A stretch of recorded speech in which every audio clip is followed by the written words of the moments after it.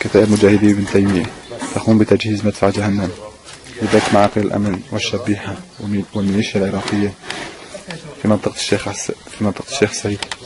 الله أكبر ولله الحمد.